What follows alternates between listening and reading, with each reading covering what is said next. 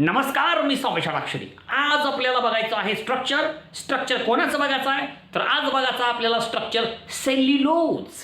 भावांनो, आपण कशाबद्दलची माहिती बघत होतो? आपण माहिती बघत होतो पॉलीसॅकराइडचं स्ट्रक्चर. पॉलीसॅकराइड आपल्या अभ्यासक्रमाला एकूण 3, त्याच्यापैकी पहिला स्टार्चचं स्ट्रक्चर आपण बघितलं. दुसरं स्ट्रक्चर जे आपल्या समोर आहे त्याचं नाव सेल्युलोज आहे. हा सेल्युलोज याचं स्ट्रक्चर कसं असतं त्याच्याबद्दलची माहिती आज या ठिकाणी आपल्याला घ्यायची आहे. पॉलीसॅकराइडमध्ये आपण काय करतो? मोनोसॅकराइड एकमेकाला जोडतो. हे पहिल्यांदा आपण लक्षात घ्या. मोनोसॅकराइड, असंख्य असे मोनोसॅकराइड एकमेकाला जोडल्यानंतर एक मोठं स्ट्रक्चर तयार होतं. त्या तयार होणाऱ्या स्ट्रक्चरला म्हणतात पॉलीसॅकराइड. आता हे सगळं बघत असताना, ह्या सगळ्या गोष्टींचा अभ्यास करत असताना, वेगवेगळ्या प्रकारच्या पॉलीसॅकराइडचा आपण विचार करत असताना एक स्ट्रक्चर आपण लक्षात ठेवायचं आहे, स्टार्च. त्यानंतर दुसरं कुठलं? सेल्युलोज. आणि तिसरं आहे ग्लायकोजन. आता ग्लायकोजनचं स्ट्रक्चर आपल्या अभ्यासक्रमाला नाही. ग्लायकोजनचं स्ट्रक्चर हे आपलं जे अमायलोपेक्टिन होतं त्याच्यासारखंच असतं, ते सांगायची आवश्यकता नाही.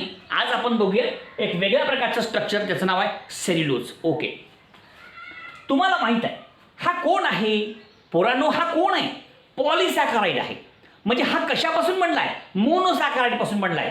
ओके, हो का? हा एक मोनोसॅकराइड, हा दुसरा मोनोसॅकराइड, हा तिसरा मोनोसॅकराइड, अशा प्रकारचे असंख्य मोनोसॅकराइड जेव्हा एकमेकाला आपण जोडतो, हे असंच इकडे कंटिन्यू, हे इकडं असंच कंटिन्यू, तर या ठिकाणी पॉलीसॅकराइडचं स्ट्रक्चर तयार होतं. मग या ठिकाणी कुठला मोनोसॅकराइड आहे?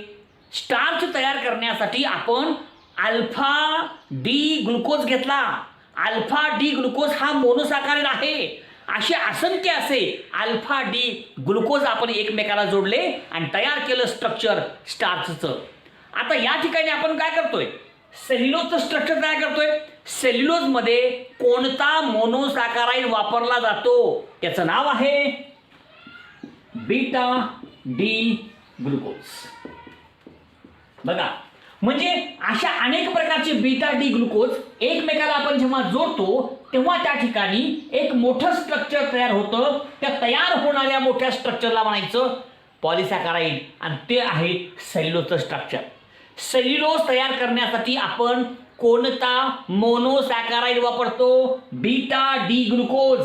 आता बीटा डी ग्लुकोज कसा असतो, मग असे कसे जोडायचे, या सगळ्याबद्दलची माहिती या ठिकाणी आपल्याला घ्यायची आहे. ओके, आता मी काय करतो? स्ट्रक्चर काढतो. एक लक्षात घ्या, तुम्हाला स्ट्रक्चर कुणाचं काढायचं आहे? सेल्युलोजचं काढायचं आहे. सेल्युलोजचं स्ट्रक्चर काढण्यासाठी तुम्हाला स्ट्रक्चर कुणाचं माहीत पाहिजे? Beta D glucose. Beta D glucose, beta D glucose, beta D glucose, असं अनेक बीटा डी ग्लुकोज एका समोर एक मांडायची आणि मग एकमेकाला जोडायचं. आणि तुम्हाला माहित आहे हे दोन मोनोसॅकराइड एकमेकाला जोडण्याचं काम कोण करतं? Glycosidic linkage, glycosidic bond. This is the glycosidic linkage. बस, ह्या सगळ्या गोष्टी आपण या ठिकाणी लक्षात घ्यायचा आहे, म्हणजे हा संपूर्ण भाग तुम्हा सर्वांच्या लक्षात येईल. ओके, पुढे आपण जाऊयात. आता ग्लुकोज काढू. पहिल्यांदा ग्लुकोज म्हणजे कसं? हो का? बीटा डी ग्लुकोज पासून सेल्युलोज तयार होतो. सेल्युलोजचं स्ट्रक्चर काढणे म्हणजेच बीटा डी ग्लुकोज काढायचं आणि त्या रिंग एकमेकाला जोडायचं. झालं, संपलं. मग तुम्हाला माहीत पाहिजे, अरे पोरांनो, एक वाक्य लक्षात घ्या. बीटा डी ग्लुकोज कसा असतो? ग्लुकोज म्हणल्यानंतर त्या ठिकाणी 6 मेंबर्ड रिंग आहे. 6 मेंबर्ड रिंगमध्ये एक ऑक्सिजन आहे, 5 कार्बन आहे. बघा, मी काढतो. हो का?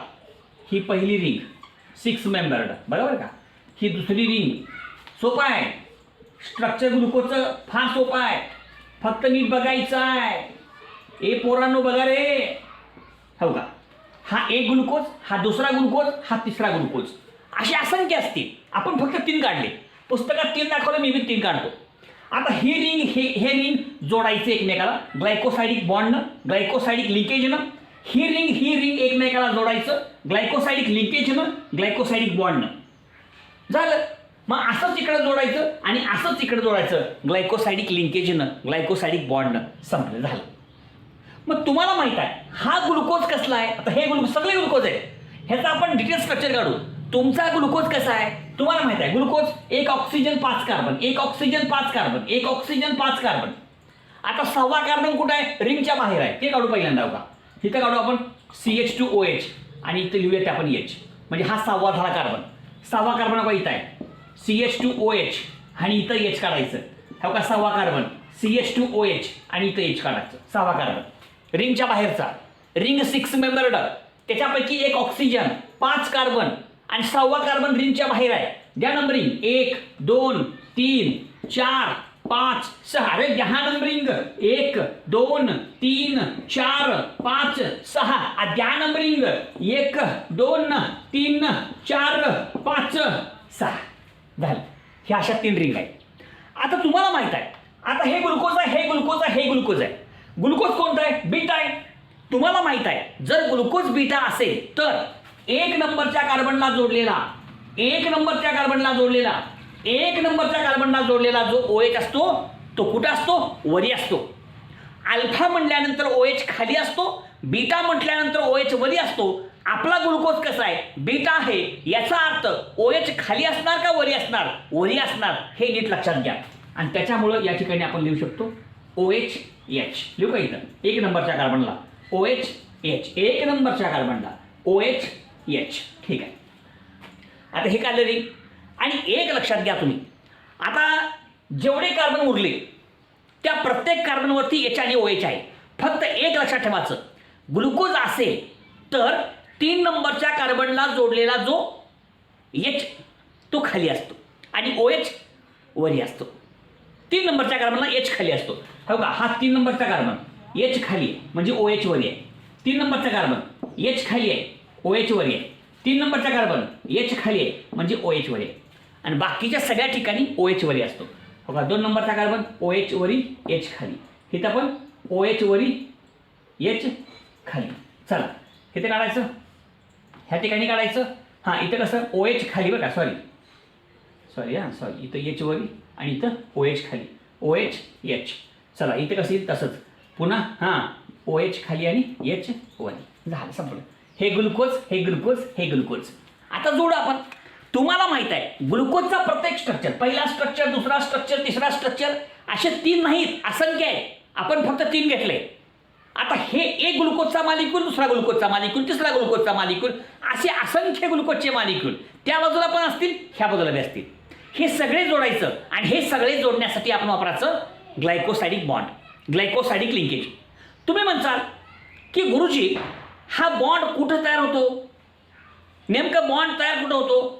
एक लक्षात घ्या, एका ग्लुकोजचा पहिला कार्बन आणि दुसऱ्या ग्लुकोजचा चौथा कार्बन, ह्या दोघांच्या मध्ये ग्लायकोसायडिक बॉन्ड तयार होतो. A glycosidic bond, glycosidic linkage is formed between the first carbon of one glucose molecule and fourth carbon of other glucose molecule. एका ग्लुकोजच्या मॉलिक्यूलचा पहिला कार्बन आणि दुसऱ्या ग्लुकोज मॉलिक्यूलचा चौथा कार्बन, ह्या दोघांच्या मध्ये मिट्टू म्याव म्याव म्याव, मिट्टू म्याव म्याव म्याव, मिट्टू म्याव म्याव म्याव. कळलं का? That is the formation of glycosidic linkage. समजलं? आता बघा, हे 1 आणि हे 4, ह्या दोघांच्या मध्ये बॉन्ड तयार होईल. हिथला OH, हिथला H आहे का? H2 निघून गेला आणि मग असा बॉन्ड होईल का? असा इशी द बॉन्ड. खलास. कळलं का? हो का? ह्याचा हा पहिला, ह्याचा हा चौथा, 1 आणि 4 मध्ये मिट्टू म्याव म्याव म्याव म्याव म्याव म्याव म्याव, मिट्टू म्याव म्याव म्याव. Glycosidic bond, glycosidic linkage is formed. हिथला OH गेला, हिथला H गेला. हां जोडा आता. हो का? हे अशा प्रकारे झालं. हे ग्लायकोसायडिक लिंकेज, हे ग्लायकोसायडिक लिंकेज. तसंच इथं असेल, ह्या पण ठिकाणी असेल. हे पण असं दाखवा का? हे असं, हे इकडं असेल आणि तसंच ह्या बाजूला बी असेल, हे असं असेल. अशा प्रकारचं हे संपूर्ण स्ट्रक्चर आहे. And this is nothing but the structure of cellulose. झालं. सेल्युलोजचं स्ट्रक्चर कसं आहे? सेल्युलोजचं स्ट्रक्चर काढण्यासाठी तुम्हाला काय पाहिजे? Beta D glucose. Beta D ग्लुकोजचे अनेक मॉलिक्युल्स एकमेकाला जोडले कशानं? ग्लायकोसायडिक लिंकेजनं, ग्लायकोसायडिक बॉन्डनं. ग्लायकोसायडिक लिंकेज, ग्लायकोसायडिक बॉन्ड तयार कुठं झाला? एका ग्लुकोज मॉलिक्यूलचा पहिला कार्बन आणि दुसऱ्या ग्लुकोज मॉलिक्यूलचा चौथा कार्बन, ह्या दोघांच्या मध्ये 1 4 1 4 1 4 टेडडंग टेडडंग टेडडंग 1 4 1 4 1 4 1 4 1 4 1 4. असं आहे सगळं. हे सोपं आहे. ठीक आहे. काही गोष्टी सांगतो.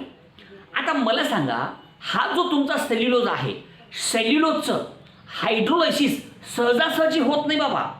सेल्युलोजला पचवायचं लय अवघड आहे. बघा मी काय सांगतोय, समजा आपण काय घेतलं, सेल्युलोज घेतलं, ह्याचं आपण काय करतोय, हायड्रोलिसिस करतोय. बघा, सेल्युलोजचं हायड्रोलिसिस करण्यासाठी आपल्याला काय पाहिजे, स्ट्रॉंग ॲसिड पाहिजे, स्ट्रॉंग ॲसिड पाहिजे. त्याचबरोबर हाय टेम्परेचर पाहिजे, हाय प्रेशर पाहिजे.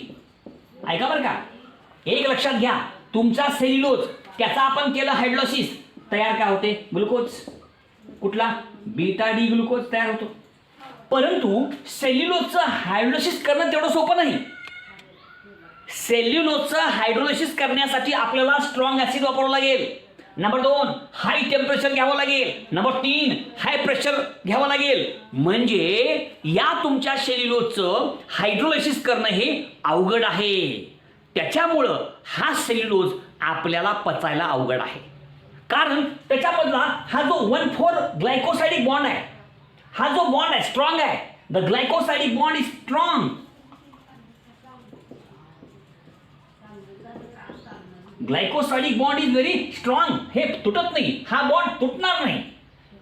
बरोबर आहे का. ए बॉन्ड टूटता क्यों नहीं, बिरला सिमेंट. ए बॉन्ड टूटता क्यों नहीं, ये बॉन्ड टूटता क्यों नहीं. बरोबर आहे का. अरे बाबा, बॉन्ड तुटणार नाही. का बरं तुटणार नाही, स्ट्रॉंग आहे रे बाबा. त्याच्यामुळे हा बॉन्ड तुटत नाही. आणि आपल्या बॉडीमध्ये असा एकही एन्झाईम नाही जो हा बॉन्ड तोडू शकतो. त्याच्यामुळं माणसाला सेल्युलोज पचत नाही, सेल्युलोजचं डायजेशन होत नाही, सेल्युलोजचं पचन होत नाही. का बरं, अरे स्ट्रॉंग बॉन्ड आहे बाबा, तुटत नाही. तर ह्या सगळ्या गोष्टी ज्या आहेत या ठिकाणी आपण थोडक्यात लक्षात घ्यायचा.